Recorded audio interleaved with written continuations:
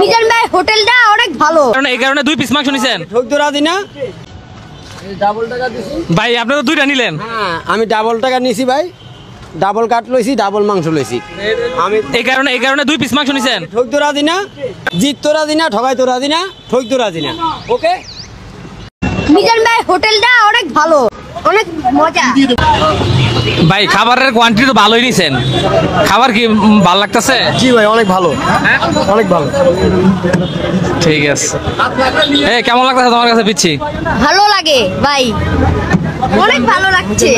মিজান ভাই হোটেলটা অনেক ভালো, অনেক মজা।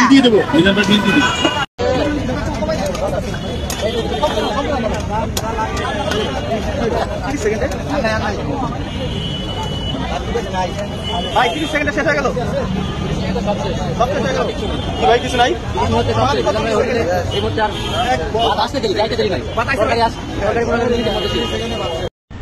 অনেকেই বলে রুচি হয় কিভাবে, এই হলো মিজানের হোটেলের অবস্থা। রাস্তায় বসে, ফুটপাতে বসে, যেখানে ইচ্ছে সেখানেই বসে, কিন্তু মিজান আশেপাশে আরো 2-3 জনকে নিয়ে বসে বসে খাচ্ছে। এই খাবার খাওয়ার জন্যই শত শত মানুষ বিভিন্ন জেলা থেকে প্রতিদিন মিজানের হোটেলে লাইন ধরে ভিড় করে খাই, অগ্রিম টাকা দিয়ে, টোকেন নিয়ে। এখন প্রশ্ন হলো এই খাবারের মধ্যে আছে কি? দেখেন মিজান খাইয়ে দিচ্ছে তার পাতে থেকে আলু, তারপরেও এই খাবার খাওয়ার জন্য মিজানের হোটেলে প্রতিদিন